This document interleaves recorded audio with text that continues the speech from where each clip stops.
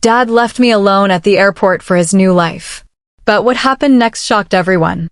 I was 17 years old, standing alone at Gate 14 of Chicago O'Hare International Airport, watching my father's car disappear into airport traffic. He didn't look back. Not once. He had just told me, 20 minutes earlier, that he wasn't coming back for me. That he had a new family now. A new wife. A new son who called him Dad in a way I hadn't been allowed to in almost a year. I thought that was the worst day of my life. I was wrong. Because 3 years later, that same man would show up at my front door on his knees, begging me for something only I could give him. And what I decided to do. It shocked everyone who heard about it, including me.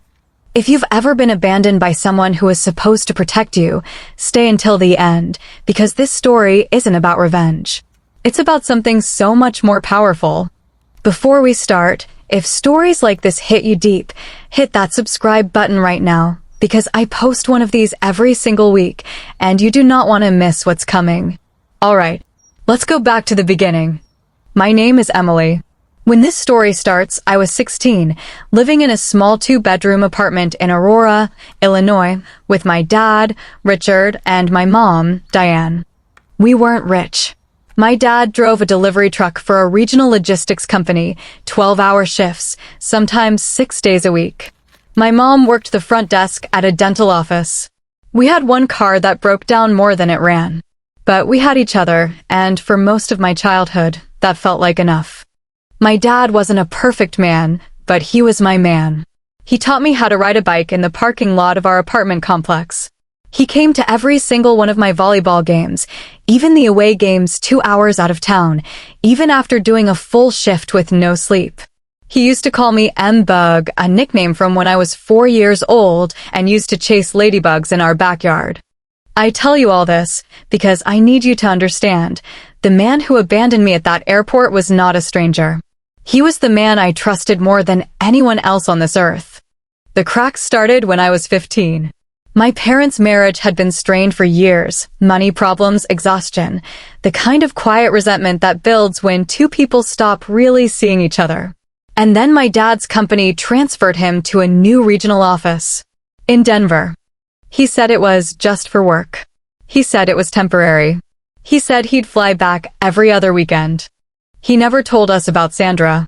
I found out about Sandra completely by accident, the way these things always seem to happen in real life, not in some dramatic movie reveal, but through something as small and stupid as a phone left unlocked on the kitchen counter. I was looking for the Wi-Fi password saved in his notes app. Instead, I found a group photo. My dad, at what looked like a backyard barbecue, his arm around a woman I didn't recognize, and next to them, a boy, maybe 7 or 8, wearing a shirt that said "World's Best Big Brother." My stomach dropped before my brain even processed what I was looking at. I confronted him over a video call that night.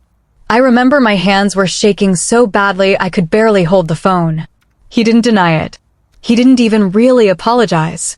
He just said, very calmly, like he'd rehearsed it, "Emily, sometimes adults grow into different people. This doesn't change how much I love you." I screamed at him. I told him he was a liar. I told him he broke Mom's heart and mine in the same breath. He hung up. My mom, when she found out, didn't scream. She just went quiet in a way that scared me more than yelling ever could.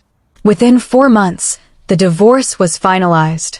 My dad remarried Sandra almost immediately after, which told me everything about how long that relationship had actually been going on behind our backs. For the next year and a half, my dad tried to maintain a relationship with me from a distance. Phone calls that got shorter. Visits that got rarer. Every time I saw him, there was a little more distance in his eyes, like he was already living in a life that didn't include me. Then, right before my 17th birthday, he called with an offer that changed everything.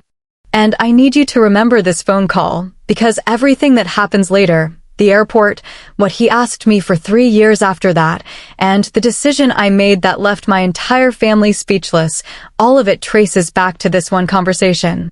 So stick with me, because this story gets so much heavier from here. My dad called and told me he wanted me to come live with him in Denver for the summer. Just the summer, he said. A chance to rebuild our relationship. A chance to get to know Sandra and my new half-brother, Tyler. Part of me wanted to say no. But a bigger part of me, the M-bug part, the part that still missed her dad more than she'd ever admit, wanted so badly to believe that he still wanted me in his life. So I said yes. My mom cried when I told her.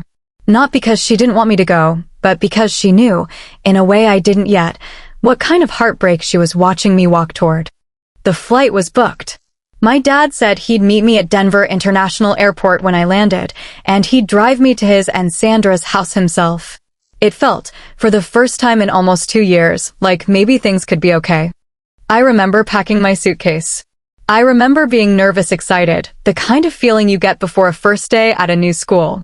I even remember what I wore on the plane, my favorite denim jacket, the one with the little embroidered flowers on the sleeve, because I wanted my dad to see me and think, she's still my M-bug. I had no idea that in less than 48 hours, that same denim jacket would be the thing I hugged around myself while sitting alone on an airport bench, trying not to fall apart in front of strangers. The flight landed. My dad was there at baggage claim, smiling, waving like everything was normal. He hugged me. He told me I'd gotten taller. For about 6 hours, it actually felt good.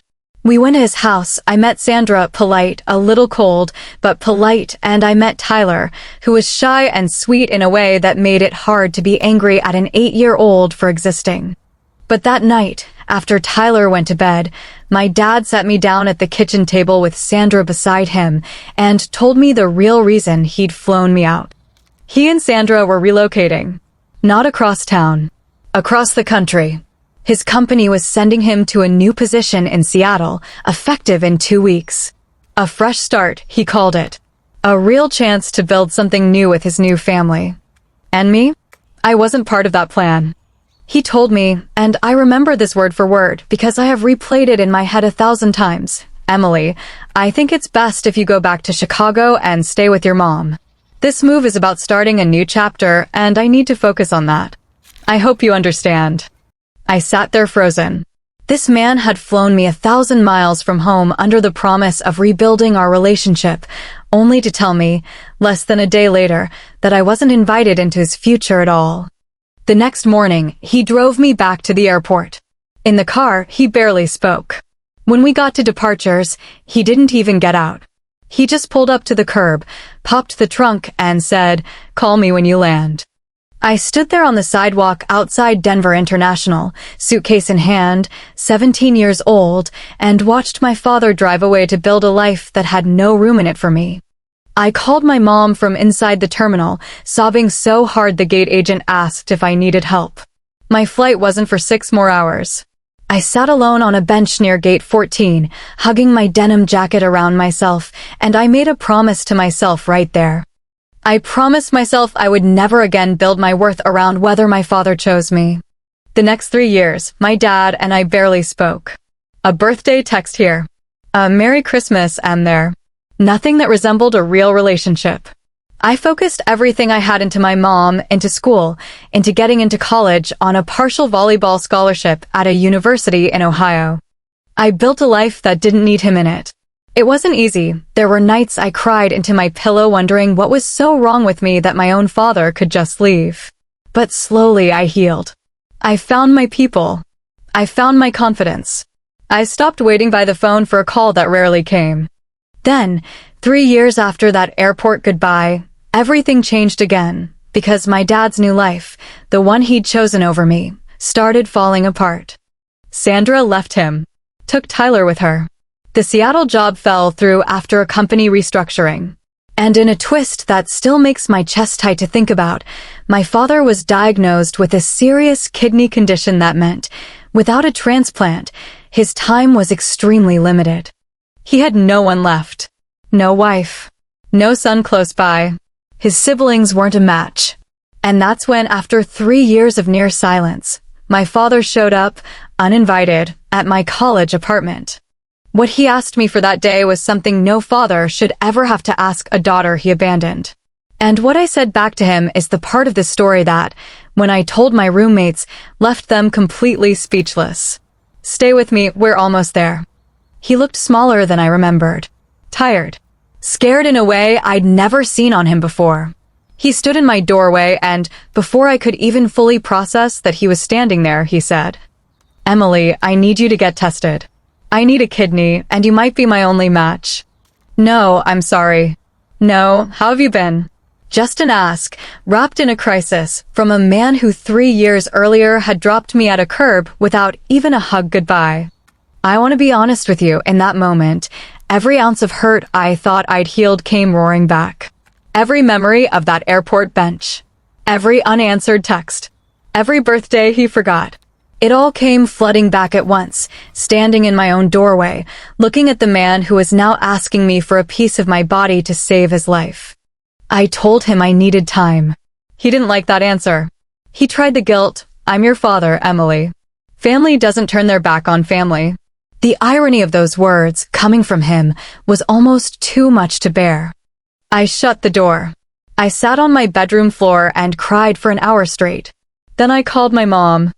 I expected her to tell me to slam that door in his face forever. Instead, she said something I'll never forget. "Emily, whatever you decide it for you, not for him, and not against him. Decide it so that whatever happens, you can live with the person you become." I spent the next 2 weeks in the hardest internal battle of my life. Part of me wanted to let karma run its course, to give him back the exact absence he had given me. But another part of me, the M-bug part, the part that used to chase ladybugs with a man who taught her to ride a bike, couldn't stop asking, if I don't do this, and he dies, who am I choosing to become? I got tested. I was a match. But here's the part that shocked my friends, my mom, even the hospital social worker who sat in on our meeting. I told my father I would donate my kidney, but only under one condition. Not money. Not a relationship. Not an apology tour for the cameras. I told him he had to go, in person, to a family therapy session with me, one single, structured, guided conversation, where he had to answer, honestly, out loud, in front of a professional, exactly why he left me at that airport that day. Not the polished version. The real one. He agreed. And in that session, for the first time in my entire life, my father cried in front of me. He admitted that he had been so consumed with guilt and shame over the affair, over the divorce, over what kind of father he'd become, that it had been easier to run from me than to face what he'd done to me. He admitted that leaving me at that airport wasn't about Sandra, or Tyler, or Seattle. It was about a man who couldn't look his own daughter in the eye without seeing his own failure reflected back at him. It didn't erase what happened. It didn't fix 3 years overnight. But it was real. And real was more than I had ever gotten from him before. The surgery happened 6 weeks later. It was successful. My father is alive today because of a decision I made, not for revenge, and not out of blind forgiveness either, but because I decided that his worst moment would not get to define who I choose to be. We are not the family we used to be. We are something new, slower, more honest, still healing. But for the first time since that day at Gate 14, I don't feel like M-Bug waiting on a curb anymore. I feel like a woman who chose her own ending. If this story moved you even a little bit, let me know in the comments. Have you ever had to make a decision like this, choosing between what someone deserves and who you want to be? I read every single comment, and honestly, some of your stories have shocked me more than my own. If you're new here, hit that subscribe button and turn on notifications, because every week I bring you real, raw stories just like this one, stories about family, betrayal, forgiveness, and the moments that change us forever. And if this story hit home for you, do me a favor, hit that like button before you go. It helps this story reach someone else who might need to hear it today. I'll see you in the next one.